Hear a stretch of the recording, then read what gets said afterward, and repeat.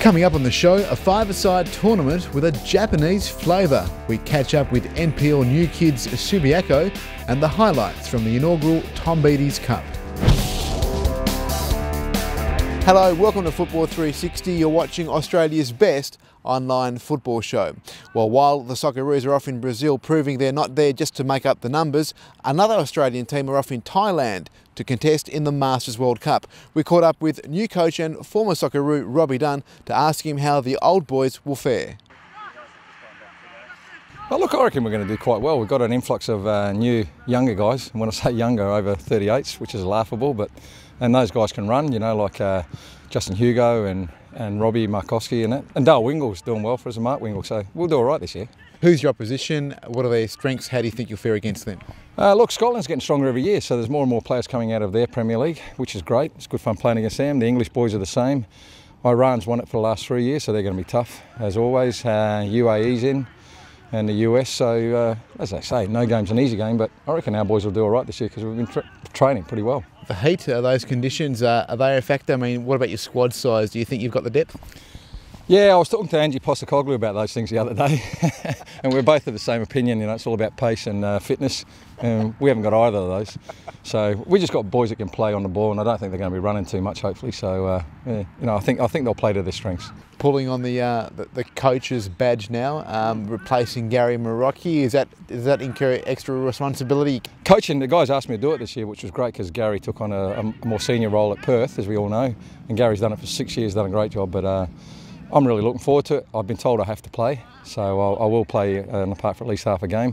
But yeah, look, coaching these guys, it's not really coaching, it's just organising and you know, getting the field and pull their heads in, and the rest is easy. All right, well, give us a tip. You're confident of coming back with some kind of a prize? I reckon, look, knowing the way Iran play, and I've sort of been looking at their style of play, I think we can emulate what they do, and I think we can do it a bit better, and I'm tipping us to be at least in the final.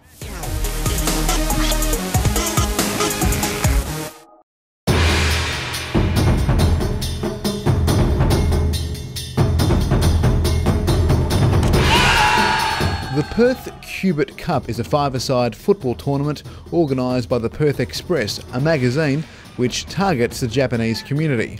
The Japanese are well represented, but the tournament also attracts players from other local communities. Director of Cubit, Yoshi Tagawa, explains why he supported the event for the last 6 years. I want to contribute Japanese community through the football. We start with 80 people. Today it's 150 people. We hope keep going bigger. There was plenty of passion on show, and with World Cup fever just around the corner, we asked Yoshi who his pick is to take the grand prize in Brazil. I hope Australia. What about Japan? Japan too.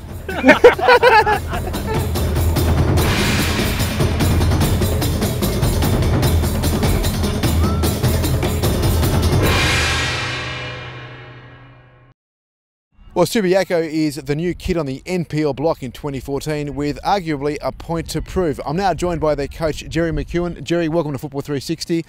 It's raining on us, but at the foot of the table, but only one win away from a grand final berth in the Coolridge Cup. Must be happy days. Oh yeah, we're looking forward to it. We've got another game before then, and as you've seen, we were just having a chat with some of the senior players and trying to think how we're going to prepare this week, how we're going to treat the ECU game, because they've also got a semi-final on Monday and they're in the same position as us, how they're going to approach the game. So there's a lot to think about, because we've got to get that game out the way before we play Bayswater on the Monday, but obviously it's a huge game for all four teams in the semi-final. Well, I'm sure everybody wanted to avoid Bayswater that was in the draw, and I'm sure the other three wanted to draw us. So we are going to just concentrate and making life as difficult as possible for them. We know that they don't really have any weaknesses. We're just going to have to go out there and give it our best shot, which we've done in every game.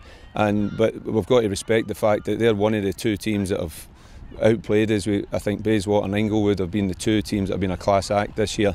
But we've been a match for everyone else, and I'm sure everyone would agree with that. Other than being at the epicentre of a rainy night, who is Subiaco? Who are you? What's your history? What's your club culture? Tell us a bit about yourself. Oh, we're 105 years old. To mark our centenary, we took one of our junior teams, under 15s, to Gothenburg to play in the FFA Cup, one of the biggest tournaments for youth football in the world, and we've tried to do that every year since. So we're taking our youth team there again this year. We're taking 2 sides, and I think the club's grown into its NPL position purely because of the development we've had through the youth.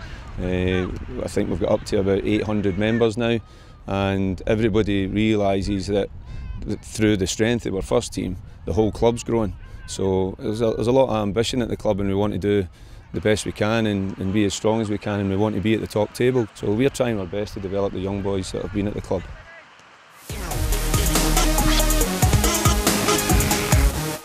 Perth Soccer Club and the Stirling Lions recently took part in the inaugural Tombides Cup, a tournament designed to honour the life and achievements of young Dylan Tombides, who lost his life to cancer. Perth President Gerry McEwan explains. The team that wins the game today will keep the trophy till the next game, and then whoever wins on a home-away basis keeps the trophy for the next 12 months. It's going to be an annual event. To the team on the day that wins, good luck to them, because it's for a great cause and it'll honour an exceptional talent. He's played for both clubs as a junior, and we saw no better way to recognise the boy than have a game here at Perth and have the return game at Stirling. The guy's name will linger in the hearts of many West Australians for the next 20 years. At the 38th minute, there's going to be a minute's clap for Dylan Tombides, similar to what they did in the EPL when West Ham played at home. If they can applaud for a minute, pay tribute to Dylan Tombides.